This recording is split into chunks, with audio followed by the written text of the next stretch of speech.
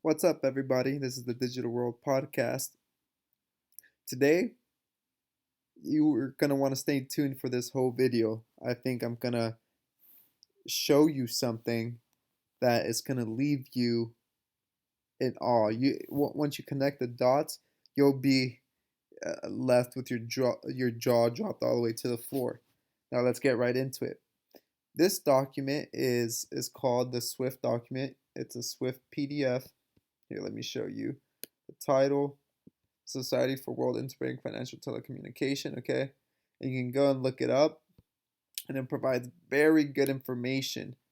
And today I'm going to go ahead and talk about what a global financial system would be like, and if that would be a good thing or bad thing. If it's a digital system, it could ease our lives and it can make a lot of things easier. It'll facilitate the transaction processes at a much faster rate. But with every pro, there comes a con. And so I want to go ahead and talk about those cons, because I think it's important for us to know that there's a dark side to every good thing, and we cannot be misinformed or unaware of the consequences that can happen. And so I want to take some time to look at what the Swift financial messaging system does and is being used for, in terms of how it's being utilized as a political weapon. Now we see here that the UANI, the United Against Nuclear Iran, was a New York-based advocacy group. Okay, and they allege that the global SWIFT system was being used by Iran to finance its nuclear weapons and to finance terrorist activities, and to provide the financial support necessary to brutally repress its own people. And so we see here that there was reporting there was a reported messaging traffic with 19 Iranian member banks and 25 Iranian institutions. Okay, and the UAE now argued that Swift's role in the Iranian financial system violated U.S. and European sanctions laws. Okay, so these were accusations.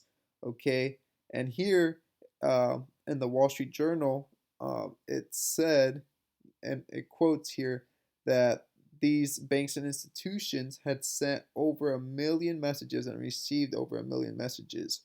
And here it says that the primary Iranian users of SWIFT services include banks, and it lists the banks, and all of them designated by the U.S. Treasury as affiliates of Iran's Revolutionary Guards Corps.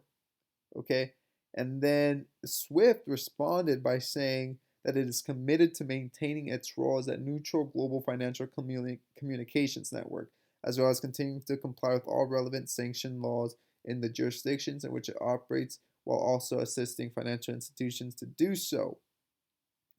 Now, it's a few days later, SWIFT went on to say that it understood the seriousness of the issues raised by the Senate Banking Committee, and that it was committed to the global battle on terrorist financing, and that would work with US and European governments on this matter. But we see here that once the government step in and ask for certain things because of terrorism, yeah, I am all for stopping bad people and the things they do to harm others, But at the same time, this tool that's being used on, a nation, for example, or a conglomerate of people, it can be used for control. It most definitely can, and especially if it becomes politicized in a sense where the governments want to be able to control every single thing, and if they think you're affiliated or associated in any way, shape, or form to some some group that has bad intentions, they can shut you off.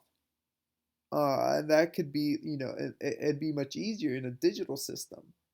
Now, I'm trying to draw some parallels here, and I will tie this all together at the end. I just kind of want to go through this document and then gather us all in, and bring our thoughts in a congruent way. So let's keep going here.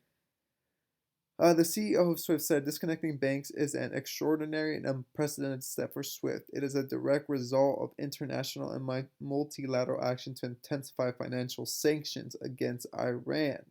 Okay, so the CEO is saying, it's unusual. This is not how we usually proceed, but based on the jurisdictional laws of that region, this is something that we're going to cooperate with.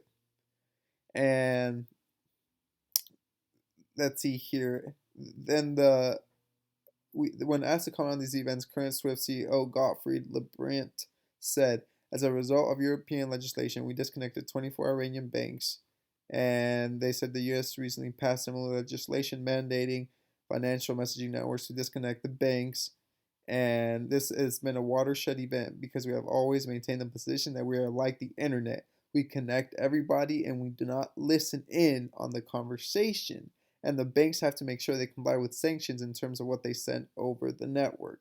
Okay, so now that's an issue of, well, we're going to comply and we're not going to get involved. However, you have to be aware of the laws in your nation or country, or else that compromises everything. So let's see right here. After Iranian institutions were cut off from the SWIFT network in March, two developments have called into question the use of denial of access to the SWIFT network as an economic weapon. The first is the ability for these organizations to challenge their status as sanctioned institutions. And also the second is the ability of Iranian banks and other businesses to find other ways to move funds. Okay. Now, when studying Swift's governance, the term neutrality is regularly used in the sense of leveling the playing field. So, in essence, they don't want, they're just a messaging system that wants to be able to uh, send the message across or of data between banks or institutions. Okay, they want to make it fair and level for everyone, and we've heard this term before, leveling the playing field, with Ripple. Okay, with their token XRP, they're creating a new financial system, and this is one of the terms they often use to describe what they want to do. And now they put everyone on a level playing field, right? And they're all on this new financial system. Everyone is able to participate. However, there are still laws within each jurisdiction. And if you don't comply with those laws, as an example here in the SWIFT messaging system, you can be sanctioned and not allowed to operate. Is that clicking? Is anyone paying attention? Are you still following me? So you guys see the way this can be used as a political or economic weapon? I mean, it can't be any more clear than this. This is an actual example that's being used or has been used, where the government steps in, it forces the hand of the third party, which is SWIFT, so that they can check in on certain banking institutions, banks or institutions in Iran. Now, like I said, I'm all for stopping bad guys who are doing things that are not good.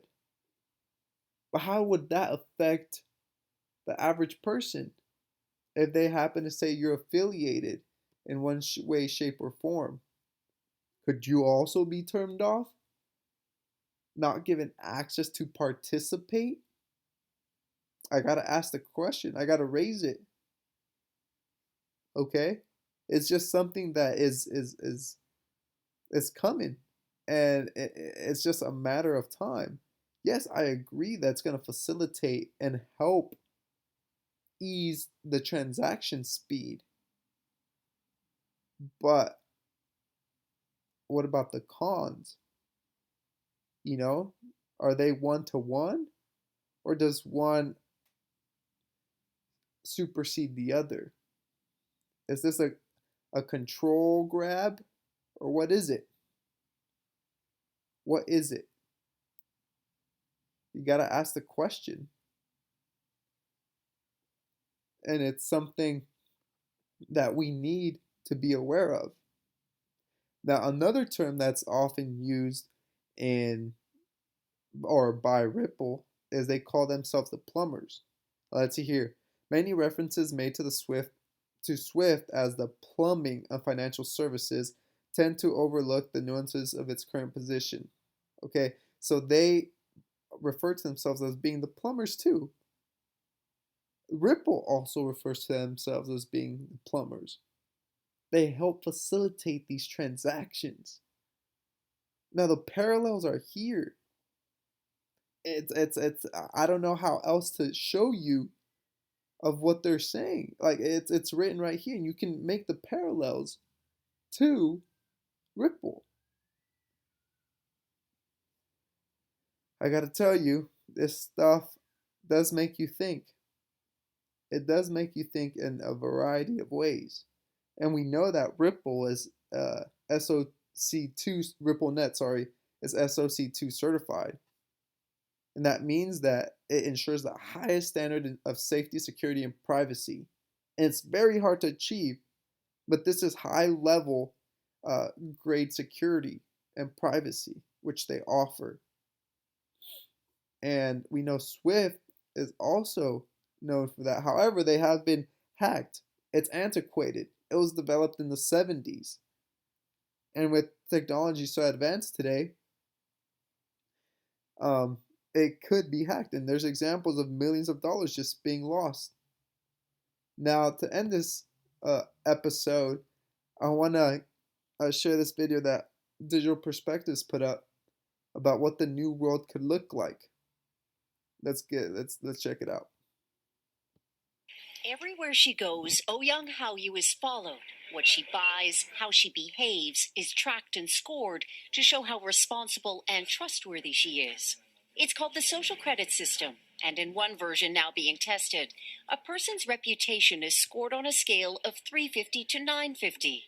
And Haoyu, with a good score of 752, is okay with it. In fact, most people are. It's a mechanism like pushes you to become a better citizen.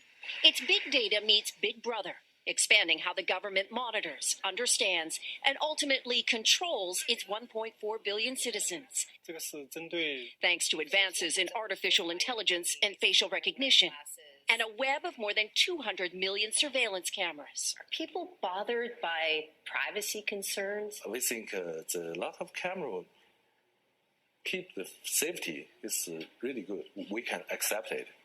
Companies are experimenting with the algorithms to help the government create the new national social credit system. The government also has pilot projects. In one, citizens are required to do hours of unpaid work to get benefits. And scores are docked for things like littering, a messy yard, gossip, even jaywalking. Video of offenders is shown on the local news. And information collectors like Zhou Aini are paid to report on their neighbors, her quota, 10 entries a month. Like the man who carried a drunk person home. A good deed, she says. Good social credit gets rewarded with perks like cheap loans and travel deals. But a bad score means public shame and worse. Huang Huijun lost a court case and didn't pay. Now he's on a government blacklist. I can't buy airplane or train tickets, he says, and the list goes on. Being discredited makes it hard to get a job or put kids in top schools. The social credit system will go nationwide next year, and few here are willing to criticize it. Something that may pose a risk itself for a bad score and the life that comes with it. Janice Mackey-Frere, NBC News, Beijing. I mean, I don't know what else to say other than just be aware. You know, you can't participate in the opportunity that's coming. And I would advise you to, but just keep in mind that the other side of it might not be what you expect. I hope this episode has brought you some value. Like and subscribe. This is the Digital World Podcast, and I'll see you in the next episode.